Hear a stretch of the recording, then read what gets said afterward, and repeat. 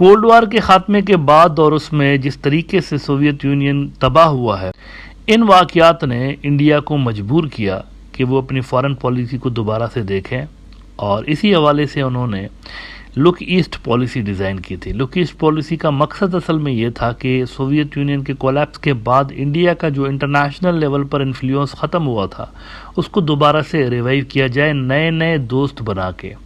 अब look east policy का मकसद असल में आसियान का रीजन और ये सारे जो इलाके थे वहाँ पे इंडिया का इन्फ्लुएंस रिवाइव करना था और किसी न किसी हद तक इसका फ़ायदा इंडिया को होता रहा। लेकिन फिर मोदी साहब के आने के बाद इसका नाम तब्दील करके एक्ट ईस्ट पॉलिसी कर दिया गया।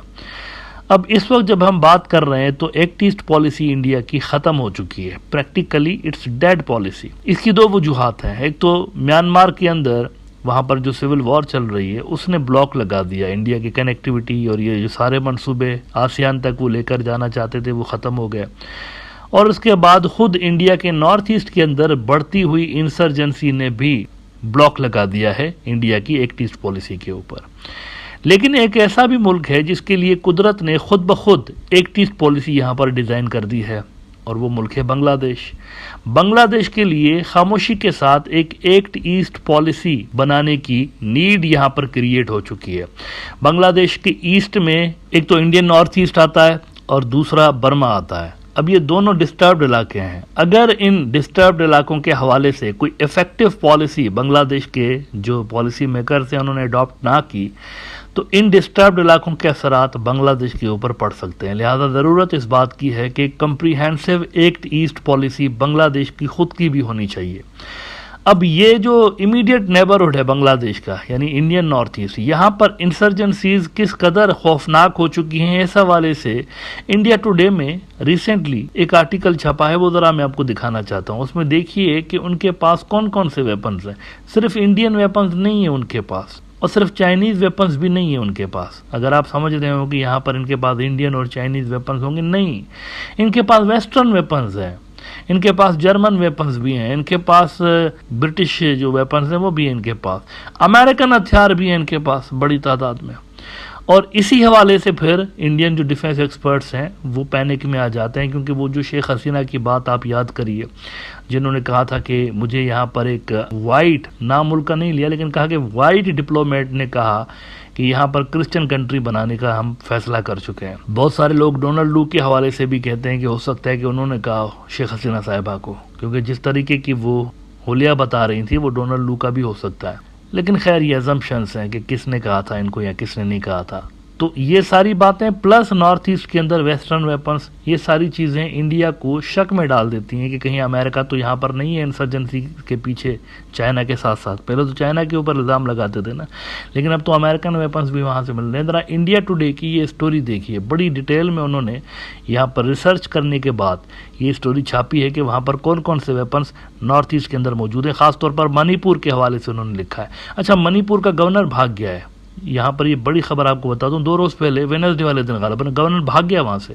और गवर्नर के भागने के पीछे वजह असल में ये है कि वहाँ हालात ख़राब हो गए, कर्फ्यू लगा हुआ है बहुत सारी जगहों पे और स्टूडेंट्स जो वहाँ के थे वो प्रोटेस्ट करते करते गवर्नर के पता नहीं कोई घर की तरफ जा रहे थे जो ऑफिशियल रेजिडेंस है उसकी, उस तरफ जा रहे थे, भाग गया यहाँ पे। मणिपुर का कोई अपना गवर्नर नहीं है वैसे, असम के ही गवर्नर को इन्होंने एडिशनल चार्ज दे दिया था मणिपुर के गवर्नर होने का। तो ये वेडनेसडे वाले दिन वहां से भाग गया है। ये जरा पहले बिजनेस स्टैंडर्ड की खबर देख लीजिए गवर्नर के भागने वाली, उसके बाद में आता हूँ वो जो वेपन्स वाली बात की, उस पर अभी थोड़ी देर में बात करते हैं। बिजनेस स्टैंडर्ड ने कहा कि a day after students clashed with security forces during their march to Raj Bhavan, Manipur governor Lakshman Prasad Acharya on Wednesday left Imphal for Guwahati, official said. भाग के उन्होंने जान बचाई है वहाँ से। वो जा रहे थे उनके घर की तरफ, एंग्री स्टूडेंट्स, उन्होंने कहा भागो इधर से, कहीं ये अगर पहुंच गए तो मैं ही दपड़दूस हो जाऊंगा। भाग गए वहां से, निकल गए वहां से। तो ये सूरत हाल है वहां पर कि गवर्नर तक नहीं टिक पा रहा। प्रैक्टिकली आप देखें तो ये अलग मुल्क बन चुका है, सिर्फ इंडिपेंडेंस का ऐलान करना बाकी है। वहां अगर सिलीगुड़ी कॉरिडोर बंद हो जाता है तो ये रियासतें खुद को आज़ाद डिक्लेयर कर देंगी वैसे ही। नाउ लेट्स सी कि वहां पर कौन कौन से वेपन्स मौजूद हैं। एक तो ये जरा पिक्चर देखिए, ये मिलिटेंट्स हैं KNF MC ग्रुप के और ये हाल ही में 18 मई को उन्होंने उनका कोई रेजिंग डे सेरेमनी होती है, तो वहाँ पर चरणचंदपुर जो डिस्ट्रिक्ट है उसके अंदर ये तस्वीर उन्होंने ली थी। आप देख सकते हैं इनके पास रॉकेट लॉन्चर्स और ये सारी चीज़ें मौजूद हैं, लेकिन ये कुछ भी नहीं है। ये जो हथियार हैं ये तो कुछ भी नहीं है। उनके पास जो दीगर हथियार हैं वो ज़रा देखते जाइए। इंडिया टुडे कहता है कि deep dive the high tech weapons behind Manipur bloodshed. Militants are using sophisticated weaponry of Indian, Myanmar, Chinese, US and British origin. अब इंडियन जो हथियार हैं वो जाहिर सी बात है, कुकी और ये जो सारे लोग हैं ये पुलिस और फौज के अंदर भी हैं, तो वहाँ से इनको मिल सकते हैं ये वेपन्स। और इसके अलावा ये चेक पोस्टों के ऊपर हमला करके तो ये वेपन्स जो है सीज करते रहते हैं।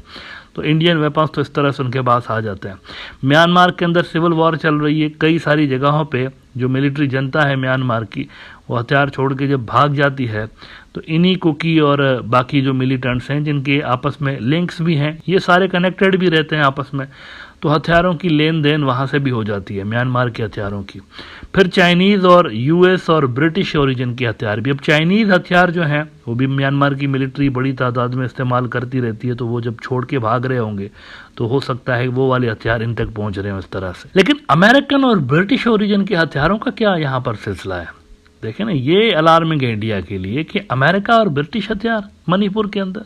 वो कहते हैं of even greater concern is the presence of foreign origin arms including the M4 carbine and assault rifle used by all three services of the US military.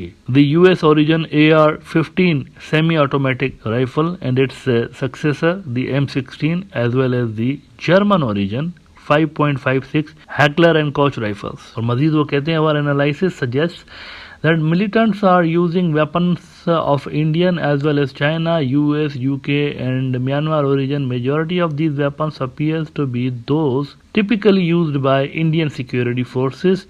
These include the AK-47 INSAS 7.62 mm self-loading rifles manufactured at the government-run Ishapur factory and various 10 carbine machine gun models. तो ये सूरत हाल है कि highly advanced जो weapons हैं वो insurgents के पास मौजूद है यहाँ पर। ये कोई छोटे मोटे लेवल की इंसर्जेंसी नहीं है। मैं इसीलिए यहाँ पर कहता रहता हूँ कि वहाँ जो नॉर्थ ईस्ट की इंसर्जेंसी है, कश्मीर खालिस्तान, ये भूल जाइए, इनके पास भी ऐसे वेपन्स नहीं जितने उनके पास हैं नॉर्थ ईस्ट वालों के पास। लिहाजा ये सारी चीज़ें, ये सारा जो लैंडस्केप वहाँ पर बना हुआ है बांग्लादेश को फोर्स कर रहा है कि शेख हसीना के दौर की जो उनकी एक पॉलिसी बनी हुई थी इन इंसर्जेंट्स के हवाले से या इन एरियाज़ के हवाले से, इसको थोड़ा सा रीडिज़ाइन करें और बदले हुए हालात के हिसाब से इन पॉलिसीज़ को तरतीब दें वहाँ पर, और ग्राउंड रियलिटीज़ को देखते हुए तरतीब दें, ताकि इन भारी भरकम किस्म की इंसर्जेंसीज का स्पिल ओवर इफेक्ट बांग्लादेश के ऊपर ना आने पाए।